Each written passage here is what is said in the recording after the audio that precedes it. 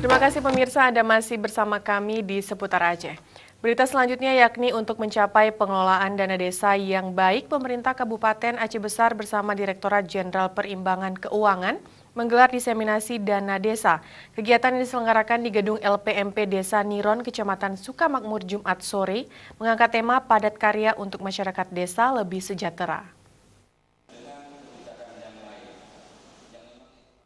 Kegiatan yang dibuka oleh Direktur Jenderal Perimbangan Keuangan Kementerian Keuangan RI Ubaidi Soceh Hamidi dihadiri oleh segenap pemangku kepentingan, diantaranya seluruh kepala desa se-Kabupaten Aceh Besar, camat serta jajaran Forum Komunikasi Pimpinan Daerah.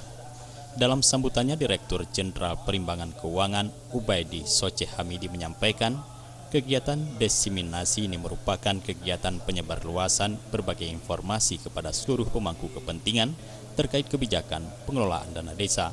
Pengelolaan ini meliputi perencanaan, penganggaran, penyaluran pelaksanaan, sampai pertanggungjawaban. Dari proses diseminasi ini, diharapkan adanya kesamaan pemahaman yang utuh.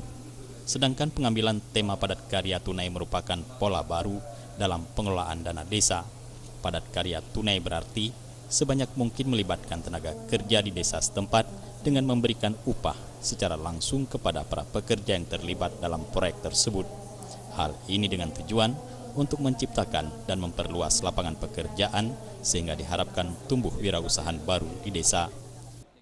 Kalau dilihat dari pengertiannya kan menyebarluaskan informasi kebijakan baru yang ada di pemerintah pusat, terutama kebijakan pada tahun 2018 ini, yaitu bagaimana cara mengalokasikan dana desa yang berbeda dari tahun sebelumnya.